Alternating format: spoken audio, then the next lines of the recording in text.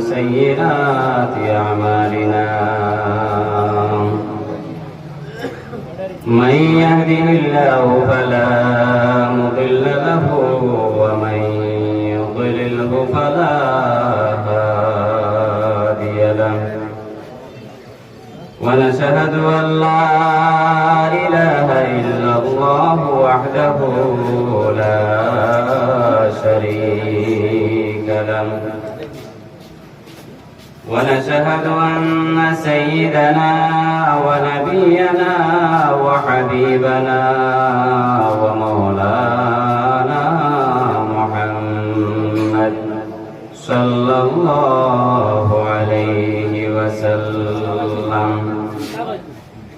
وقال الله تبارك وتعالى في كلامه المجيد والفرقان الحميد أعوذ بالله من الشيطان الرجيم بسم الله الرحمن الرحيم ألف لام ميم ذلك الكتاب لا ريب فيه هدى للمتقين وقال الله تبارك وتعالى في مقام آخر يا أيها الذين آمنوا اتقوا الله ولتنظر نفس ما قدمت لغد واتقوا الله إن الله خبير بما تعملون صدق الله العظيم وقال النبي صلى الله عليه وسلم من حفظ سنة أكرمه الله بأربع خصال المحبة في قلوب البررة والهيبة في قلوب الفجرة والسعة في الرزق والسقف في الدين أو كما قال عليه الصلاة والسلام وقال الله تبارك وتعالى في شان نبينا مخبرا وآمرا إن الله وملائكته يصلون على النبي يا أيها الذين آمنوا صلوا عليه وسلموا تسليما اللهم صل على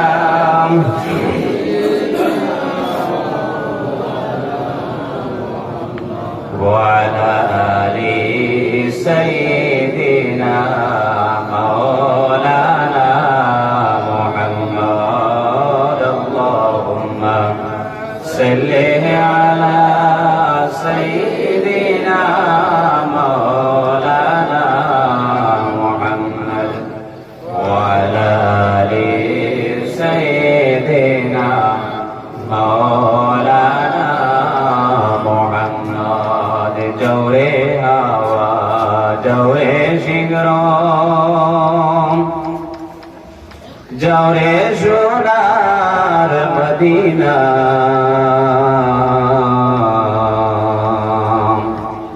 هي محفل سلام خيو تويل نغفير فكرودا اللهم صل على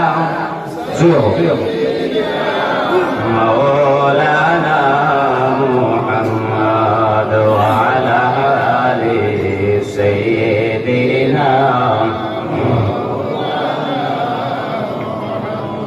কোটি সালাম দেরি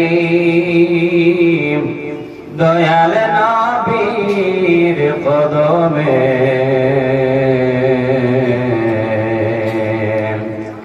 যে নবীজির দান শহীদ জঙ্গে উহুদ ময়দানে আল্লাহুম্মা সাল্লি আলা সাইয়্যিদিনা মাওলানা মুহাম্মদ ওয়া আলা আলি সাইয়্যিদিনা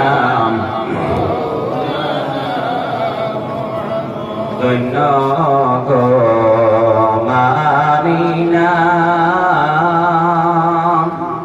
ধন্য তোমার কুলমা তোমার কোলে জন্ম নিলেন আমরার নবী দু জাহান আল্লাহুম্মা সাল্লি আলা সাইয়্যিদিনা মাওলানা মুহাম্মদ সাইয়্যিদিনা মাওলানা মুহাম্মদ আম্মা বাদ উপস্থিত আজকে কালীনগর প্রথম খণ্ড পুরাতন জামে মসজিদের বাদশাহী ওয়াজ মাহফিলের সম্মানিত সভাপতি সাহেব, উপস্থিত শ্রদ্ধেয় উলামায়ে কেরাম, মুরব্বিয়ানে কেরাম, এই মসজিদের ইমাম সাহেব, নজওয়ান ভাই হল, ছোট ছোট বাচ্চা হল, পর্দার পর্দানেশী মা বোন হল, আল্লাহ রাব্বুল ইজ্জতের লাখ লাখ শুকরিয়া ও মেহেরবানি যে আজকে কালীনগর প্রথম খণ্ড পুরাতন জামে মসজিদের এই হামসায়া এই অঞ্চলের প্রত্যেক মানুষের সাহায্য সহযোগিতায় পরামর্শে আজকে দিনই মুবারক নেক মাহফিলের তৈয়ার করা হয়েছে। আর আমরা এই মাহফিলের মধ্যে প্রত্যেক শরীক হইতাম পারছি, তাই আমরা একবার প্রত্যেকের শুকরিয়া আদায় করে খুব আলহামদুলিল্লাহ। আমার পিছনে এরা কইছে না রজবে হোক আলহামদুলিল্লাহ। শুকরিয়া আদায় করলে আল্লাহ নিয়ামতের শুকরিয়া আদায় করলে আল্লাহ বাড়াইয়া দেয়। আল্লাহ এইরকম মহফিলের মধ্যে আইয়া বোয়া, এইরকম মহফিলের মধ্যে আইয়া শরীক হওয়া, এটাও আমরা লাগে একটা নিয়ামত। নিয়ামত জানি যাবো এটা একটা নিয়ামত। কেননা এইরকম মহফিলের মধ্যে আল্লাহর রহমত, আল্লাহর রহমতের ফরিস্তা সকল চতুর্পার্শ্বে আমরা গার্ড দিয়ে আসি। আল্লাহর রহমতের ফরিস্তা সকল আছে। যে জায়গার মধ্যে কোরআন হাদিসের আলোচনা হয়, যে জায়গার মধ্যে দ্বীনি মাত কথা হয়, দ্বীনি আলোচনা হয়, এই জায়গার মধ্যে আল্লাহর রহমতের ফরিস্তা সকল তখন কোকা সুবহানাল্লাহ। আমরা এই জায়গার মধ্যে শরীক হইছি, প্রত্যেক উপস্থিত হইতাম পারছি। আল্লাহ রাব্বুল ইজ্জতে আমরা উপস্থিত করছেন। আমি আপনাদের সম্মুখে কোরআন আল কারীম থেকে ছোট্ট দুইটা আয়াতে কারিমা তিলাওয়াত করছি এবং অসংখ্য নবীর হাদিস থেকে এক হাদিস শরীফ আপনাদের সামনে তিলাওয়াত করছি। এই কোরআন শরীফের আয়াত, এই হাদিসের দৃষ্টিগোচর করিয়া আপনাদের সামনে কিছু সময় আলোচনা করব। আল্লাহ পাক রব্বুল ইজ্জতে যদি সে তৌফিক দান করেন। দেখো আল্লাহ পাক রব্বুল ইজ্জতে আমরা এই জমিনের মধ্যে আখিরি জামানার নবী জনাবে মুহাম্মদুর রাসূলুল্লাহ সাল্লাল্লাহু আলাইহি ওয়াসাল্লামের উম্মত বানাইছেন। যে নবী আল্লাহ পাক রব্বুল ইজ্জতে 1,24,000 মতান্তরে 2,24,000 নবী সকলকে শ্রেষ্ঠ নবী বানাই এই পৃথিবীর মধ্যে পাঠাইছেন। ও নবীর উম্মত, শ্রেষ্ঠ নবীর উম্মত আল্লাহ পাক রব্বুল ইজ্জতে আমরারে বানাইছেন। আর এই নবী শ্রেষ্ঠ হওয়ার কারণে আমরারে আল্লাহ পাক রব্বুল ইজ্জতে এই জমিনের মধ্যে শ্রেষ্ঠ উম্মত বানাইছেন। কেননা আল্লাহ পাক রব্বুল ইজ্জতে ফরমায়, আল্লাহর হাবিব সাল্লাল্লাহু আলাইহি ওয়াসাল্লামের উম্মত যারা এরারে আমি আল্লাহ পাক রব্বুল ইজ্জতে ওয়াসাতাল লিতাকুনু শুহাদা আলান নাস, এরারে আল্লাহ পাক রব্বুল ইজ্জতে কাল কিয়ামতের ময়দানে অন্য নবীর উম্মত হলোর সাক্ষী হিসাবে আল্লাহ পাক রব্বুল ইজ্জতে এরারে বানাইছেন। সুবহানাল্লাহ। আসরের ময়দানে যেই সময় অন্য নবীর উম্মত হলরে আল্লাহ পাক রব্বুল ইজ্জতে বিচারের দিন কইবা বলে তুমি দেন খেয়ে তোমার তার নবী হলরে তুমি দেন মানলাই না, তারা কইবা বলে আল্লাহ আপনার নবী হলে আমরার কাছে দ্বীনে ইসলামের কথা কোরআন হাদিসের কথা আমরা কইছই না, কারণে আমরা মানতাম পারছি না। আল্লাহ রাব্বুল ইজ্জতে নবী হলে জিজ্ঞাসা করবা, আল্লাহ তো সবকিছু জানা, আল্লাহ রাব্বুল ইজ্জতে নবী হলে জিজ্ঞাসা করবা বলে ও আমার নবী হলে কেন তোমার তার উম্মত হলে তুমি দেন দাওয়াত দিলাই না? নবী হলে কইবা বলে আল্লাহ আমরা দাওয়াত দিছি তারা মানছে না, কইবা তোমার তার সাক্ষী কে? ও নবী হলে কইবা বলে আমরা সাক্ষী হই লাগি আখির জামানার নবী মুহাম্মদুর রাসূলুল্লাহ সাল্লাল্লাহু আলাইহি ওয়াসাল্লামের উম্মত হল। সুবহানাল্লাহ। আল্লাহ আখির জামানার নবীর উম্মত হলে জিজ্ঞাসা করবা, আমরা সাক্ষী দিব বলে আল্লাহ নবী হলে তার কাছে ইসলামের দাওয়াত পৌঁছাইছেন কিন্তু তারা মানছেন না, আমরা আল্লাহ কইবা তোমার তার সাক্ষী যে আমরা কইবো আমরা নবী হই লাগি মুহাম্মদুর রাসূলুল্লাহ সাল্লাল্লাহু আলাইহি ওয়াসাল্লাম হই লাগি আমরা সাক্ষী। সুবহানাল্লাহ। ওই লাগে আমরা আল্লাহ পাক রব্বুল ইজ্জতে আমাদের কতখান সম্মানী বানাইছেন এই পৃথিবীর মধ্যে, চিন্তা করো। এত সম্মানী আমরা কেন হই না? আমরা এই পৃথিবীর মধ্যে সম্মানী হওয়ার একটা কারণ হইল আল্লাহ রাব্বুল ইজ্জতে আমরা এই জমিনের মধ্যে আখিরি জামানার নবী আহমদ মুস্তাফা মুহাম্মদ মুস্তাফা সাল্লাল্লাহু আলাইহি ওয়াসাল্লামের উম্মত বানাইছেন, যে নবীর তুলনায় জমিনের মধ্যে নাই, যে নবীর সমতুল্য পৃথিবীর মধ্যে নাই, যে নবীর সমতুল্য কোন নবী আল্লাহ পাক রব্বুল ইজ্জতে এই পৃথিবীর মধ্যে শ্রেষ্ঠ সৃষ্টি করেছেন না। ও নবী আখির জামানার নবী মুহাম্মদ আরবী সাল্লাল্লাহু আলাইহি ওয়াসাল্লামের উম্মতের কারণে আল্লাহ পাক রব্বুল ইজ্জতে আমরা এত সম্মান এই পৃথিবীর মধ্যে দান করেছেন। সুবহানাল্লাহ। আর এই সম্মান শুধুমাত্র এই জমিনের মধ্যে নাই, কাল কিয়ামতের ময়দানে আপনার ওলা সম্মান থাকবো। দুই নম্বর হইল কি আল্লাহ পাক রব্বুল ইজ্জতে আমরা নবী মুহাম্মদ আরবী সাল্লাল্লাহু আলাইহি ওয়াসাল্লামের উপরে কোরআন আল কারীম আল্লাহ নাযিল করেছেন। যে কোরআন শরীফ আল্লাহ পাক রব্বুল ইজ্জতে আমরা নবী মুহাম্মদ আরবী সাল্লাল্লাহু আলাইহি ওয়াসাল্লামের উপরে নাযিল করেছেন, এই কোরআন শরীফ আল্লাহ পাক রব্বুল ইজ্জতে অন্য কোন নবীর উপরে আল্লাহ নাযিল করেছেন না। যে নবীর উপরে আল্লাহ কোরআন শরীফ নাযিল করলাম ও নবীর উম্মতের নামে আমরা এই কোরআন শরীফ আমরা নবী মুহাম্মদ আরবী সাল্লাল্লাহু আলাইহি ওয়াসাল্লামের উপরে নাযিল করার কারণে এই নবীর উম্মত হওয়ার কারণে আল্লাহ পাক রব্বুল ইজ্জতে এই জমিনে আমরার দাম বাড়াই দিয়েছেন। সুবহানাল্লাহ।